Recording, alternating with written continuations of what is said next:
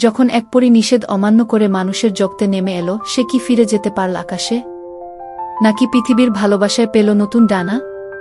অনেক অনেক কাল আগে আকাশের উপরে ছিল এক গোপন রাজ্য পরিলোক। সেখানে থাকত রূপা নামের এক তরুণী পরী, যার ডানা ছিল রূপার তৈরি।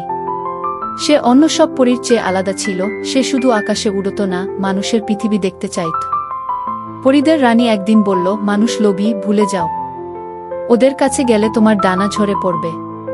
কিন্তু রূপা দমল না। এক জোছনা রাতে সে চুপি চুপি পৃথিবীতে নেমে এলো।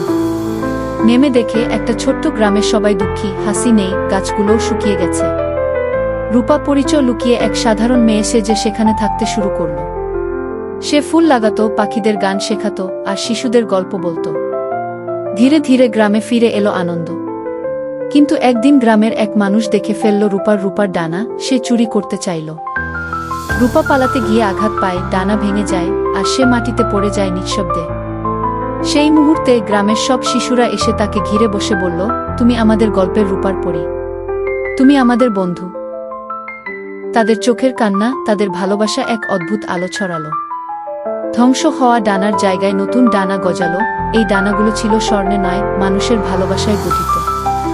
রূপা আবার উড়ে গেল আকাশে, কিন্তু এবার সে জানত, সব মানুষ এক নয়। কিছু মানুষ স্বপ্ন দেখতে জানে, আর সেই স্বপ্নই একদিন বদলে দেবে পৃথিবী। যদি গল্পটি ভালো লেগে থাকে তাহলে সাবস্ক্রাইব করে পাশে থাকুন।